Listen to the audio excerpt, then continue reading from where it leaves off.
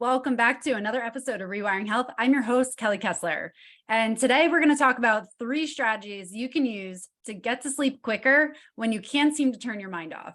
Now, we've all been there, myself included. We're laying in bed. It's been a long day and we're exhausted and we hit our head on the pillow and we just want to go to sleep, but our mind is not on the same wavelength that we would like it to be to actually fall asleep. And it's replaying everything that happened during the day, things that you said or things you saw or things you have to worry about tomorrow, the bill that's due, the aggravating thing you saw on the news, what somebody said to you. I mean, it just will figure out everything to make you not fall asleep. And I remember, one time, but there's many times I've been through this where literally I'm laying in bed and my husband does not have this issue. He will fall asleep very easily. And it's like that, resentful, how are you snoring and asleep so quickly when I'm laying here? It's like, I'm jealous of that, but there were so many nights I would just hear him snoring and I'm like, oh, gosh, I've been laying here for 2 hours. I just want to fall asleep, tossing and turning, can't get to sleep, thinking about so many things. And it's so frustrating because you're just watching the clock tick by and you're like, okay, cool. I have to wake up at 6 a.m. So now I'm down to 5 hours of sleep, even if I fall asleep right now. And then you're like, I have to be productive tomorrow. I can't not sleep right now. And so it's this battle between trying to fall asleep and then watching the clock, knowing you have to get to sleep. You don't have much time, not being able to turn your mind off, but aggravate at yourself because you can't turn your mind off, which makes you stay up even more. And it just becomes this perfect storm. And I remember just so many nights laying there, just frustrated with myself and what is wrong with me? Why can I not just fall asleep? It's so aggravating.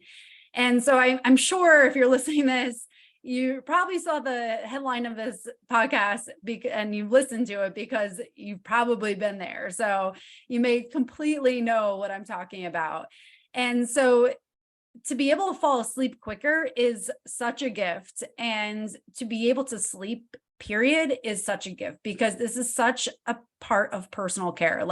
Sleep often is the thing that just gets kind of pushed in the back burner, oh, I'll sleep when everything's done. But sleep is so important for so many things. It's when your brain is able to process what you went throughout the day in a subconscious way. It is a part of the cleaning process of your brain, so that way it gets rid of the toxins and makes your brain tissue able to learn for the next day and be present. Again, sleep allows you to show up the next day fully present. So it literally is essential. And so when we can't fall asleep, it can be the rat race that just continues and we feel like we're just trying to catch up. So I'm going to share with you 3 ways that you can fall asleep quicker. And these are all actionable tips that you can do tonight so that you're not just laying there awake thinking of everything that you need to get done or things that didn't go well. So first actionable tip is going to be breath work. So breath is huge. And the reason why I love breath is because it is a voluntary action you can take to transition your nervous system from a place of stress to a place of relaxation. So the nervous system is really the center of why we can't sleep. When we have negative thoughts or we're criticizing ourselves or we feel overwhelmed or burn out from the day, and then we finally hit the pillow, our nervous system is in a place of stress. So when we're in a stressful position in our nervous system or state in our nervous system, it's essentially like we were running from a bear.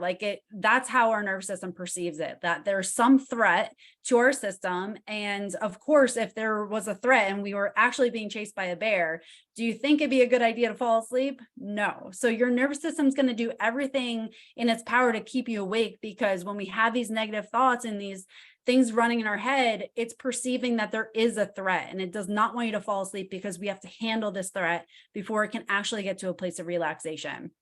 So that's why it's so important that we transition the nervous system to a state of rest, digest, restore. So again, that stress state is going to be known as the sympathetic nervous system, and that rest, digest, restore, sleep state is that parasympathetic nervous system. So breath is one of those voluntary actions we can take to transition ourselves into more of a parasympathetic response, so we can actually allow our system to say, you're safe, there's no immediate threat, you can fall asleep now.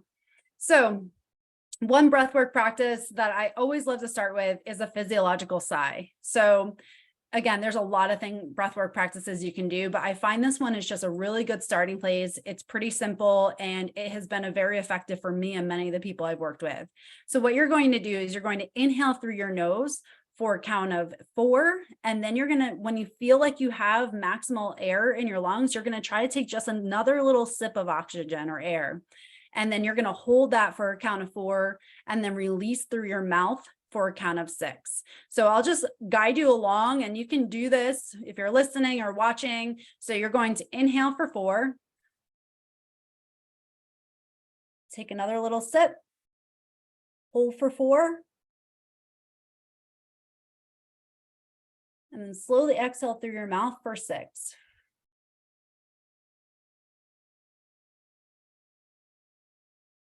So it's probably not going to be enough just to do this once. You want to repeat this 6, 8, 10, however many times you need to feel more relaxed. And I guarantee you will feel a transition of your system where you start to feel like you're a little bit more relaxed with each one. So again, it's an inhale through your nose for a count of 4, another sip of air.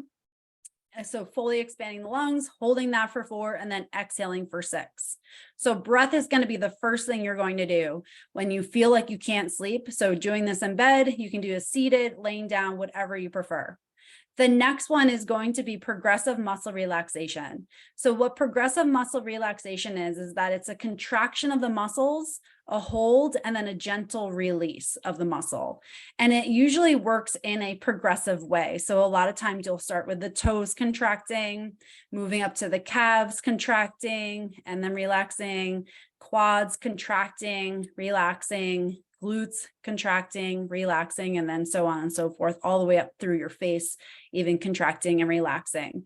So again, this can also be combined with breath. So you can contract, inhale, and then you can hold that while you hold the contraction, and then exhale as you release the contraction. And then you're moving through each body part progressively.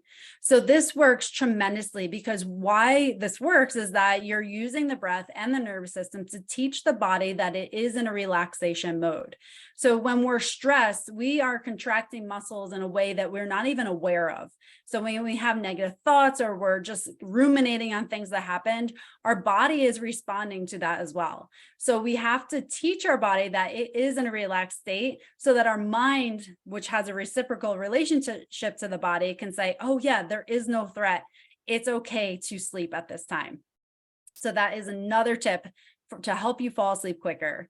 So the third one is going to be gratitude. So gratitude is huge. This can either be gratitude in writing form, or it can just be thinking about it, thinking about things to be grateful for.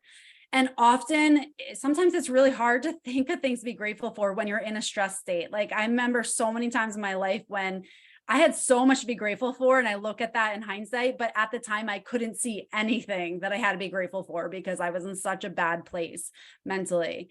And so I want you to take this as the smallest things to be grateful for. You don't have to think of these overarching big things. And I find that's a big holdup for people. Like, okay, well, I thought of the same 5 things that I have to be grateful for. This is getting old. So it doesn't have to be these huge things in your life. It can literally be as simple as, you walked outside and you felt a nice breeze on your face. The sun was shining today. Maybe there's a nice plant in your room that you like to look at. Maybe there's a picture that you really enjoy and it brings you joy every time you look at it. It can literally be anything. It could be something your child said to you. It can be the biggest thing or the smallest thing, but I find the smallest things often hit more and you can see more things. And what I've noticed with gratitude in myself is that the minute you start opening yourself up to seeing and looking for things to be grateful for, you start seeing more and more and more. And you're like, oh my gosh, I could literally think for hours of all these things I have to be grateful for. So when you start, it is hard sometimes to see, but just know if you stick with it, it gets very easy to see that there's a lot to be grateful for in life. And why this works is that gratitude is going to basically turn off some of those negative streams of information. So we can't be grateful and also think of negative things in our life. Like it doesn't work. So when we focus our energy, our mental our mental focus towards gratitude, we literally don't have the capacity to think of all the negative stuff and the things that we worry about to the extent that we were. So you're kind of squishing out that stuff while you're bringing gratitude in. This works tremendously well, and it also helps transition your nervous system to a place where it can relax, because again, it's saying there's not an immediate threat. You don't have to guard yourself. You don't have to be worrying about this. Like, it's okay to sleep. You're safe. So the three of these, again, breath work, using that physiological sigh, progressive muscle relaxation, so going through the body, contracting and relaxing, combining with breath, and gratitude are the three key things to use when you feel like you can't fall asleep at night. So try that tonight. I guarantee you will notice a difference. And if it doesn't work 100% tonight, stick with it, because sometimes these things will take a few moments to use. But I guarantee you, if you stick with it for a few nights, you'll notice that sleep gets easier. You're going to have less sleep disturbances, and you'll start noticing that your whole system is changing in a way that is benefiting you. So give that a whirl. And also, if you find benefit in that, please leave a comment. I'd love to hear how it goes for you, or if you have any questions about it, let me know. And if you found benefit in this, please share it with a friend. We want everybody to get a good night's sleep. This can't be shared enough. I wish I knew this and applied this years ago when I was struggling. So please share this again with someone who would also benefit from it. And if you haven't done so already, please follow the podcast, leave a review, and I'd love to hear from you. Thank you again for spending your precious time with me, and enjoy your day.